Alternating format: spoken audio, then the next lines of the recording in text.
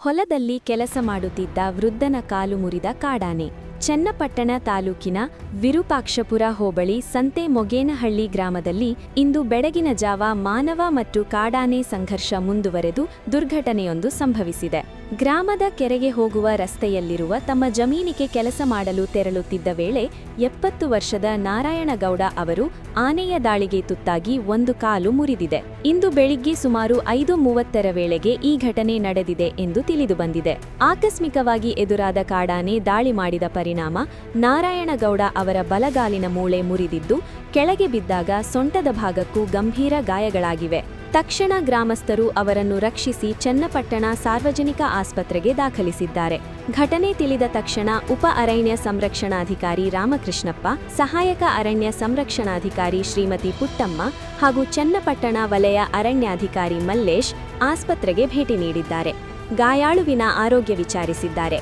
ವೈದ್ಯರ ಸಲಹೆ ಮೇರೆಗೆ ಹೆಚ್ಚಿನ ಚಿಕಿತ್ಸೆಗಾಗಿ ಗಾಯಾಳುವನ್ನು ರಾಮನಗರ ಜಿಲ್ಲಾಸ್ಪತ್ರೆಗೆ ವರ್ಗಾಯಿಸಲಾಗಿದೆ. ಗಾಯಾಳುವಿನ ಚಿಕಿತ್ಸಾ ವೆಚ್ಚವನ್ನು ಅರಣ್ಯ ಇಲಾಖೆಯಿಂದ ಭರಿಸಲಾಗುವುದು ಎಂದು ಅಧಿಕಾರಿಗಳು ತಿಳಿಸಿದ್ದಾರೆ. ಗ್ರಾಮದಲ್ಲಿ ಕಾಡಾನೆ ಸಂಚರಿಸುತ್ತಿರುವ ಹಿನ್ನೆಲೆಯಲ್ಲಿ ಸ್ಥಳೀಯರು ಆತಂಕಗೊಂಡಿದ್ದಾರೆ. ಅರಣ್ಯ ಇಲಾಖೆ ಆನೆಗಳನ್ನು ಅರಣ್ಯ ಪ್ರದೇಶದತ್ತ ಹಿಂತಿರುಗಿಸುವ ಕ್ರಮ ಕೈಗೊಳ್ಳುವುದಾಗಿ ಭರವಸೆ ನೀಡಿದೆ. ಈ ಘಟನೆ ಗ್ರಾಮಸ್ಥರಲ್ಲಿ ಆತಂಕ ಮೂಡಿಸಿದ್ದು, ಅಧಿಕಾರಿಗಳು ಸೂಕ್ತ ಮುನ್ನೆಚ್ಚರಿಕಾ ಕ್ರಮಗಳನ್ನು ಕೈಗೊಳ್ಳಬೇಕೆಂದು ಇತ್ತೀಚೆಗೆ 2 ಆನೆಗಳನ್ನು ಹಿಡಿಯಲು ಸರ್ಕಾರ ಅನುಮತಿ ನೀಡಿದ್ದು, 1 ಆನೆ ಮಾತ್ರ ಹಿಡಿಯಲಾಗಿದೆ. 20ಕ್ಕೂ ಹೆಚ್ಚು ಆನೆಗಳಿದ್ದು ಅವುಗಳನ್ನೆಲ್ಲ ದಟ್ಟಾರಣ್ಯಕ್ಕೆ ಅಟ್ಟಬೇಕು ಎಂದು ರೈತರು ಆಗ್ರಹಿಸಿದ್ದಾರೆ.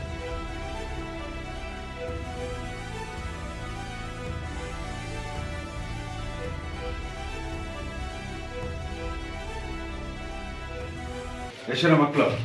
3 ಜನ. ಏನು ಮಾಡ್ತಾರೆ? ವ್ಯವಸಾಯ ಮಾಡ್ತಾರೆ. 3 ಜನ ಗಂಡು ಮಕ್ಕಳೇನಾ? 3 ಜನ ವ್ಯವಸಾಯ ಮಾಡ್ತಾರೆ. ಇಲ್ಲ ಸರ್, ಅವರು ಬೆಂಗಳೂರಲ್ಲಿ ಒಬ್ಬರು ಇನ್ನೊಬ್ರು ಟ್ರಾಕ್ಟರ್ ಮಡಿಕೊಂಡವ್ರೆ. ನಾವು ವ್ಯವಸಾಯ ಮಾಡ್ತೀವಿ. ನಮ್ಮ ಜಮೀನ್ ಹತ್ರನೇ ಬರ್ತಾ ಇದ್ರು.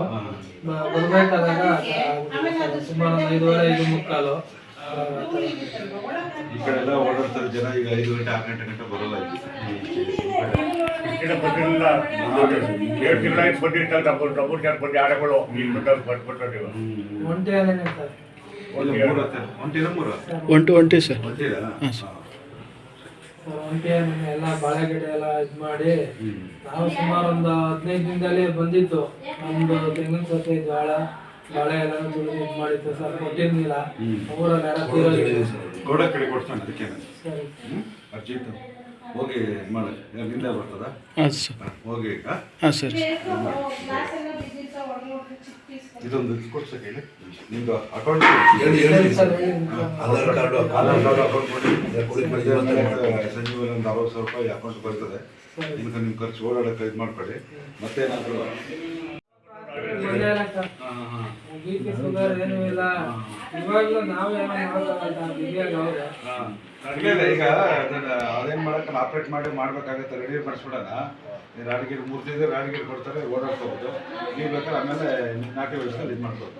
ಏನೇ ತಗೋಬೇಡಿ, ಏನಾಗುತ್ತೆ BP ಶುಗರ್ ಏನಿಲ್ಲ. ಖಂಡಿತ ಆಗುತ್ತೆ. ಇದೆಲ್ಲ ಡಾಕ್ಟರ್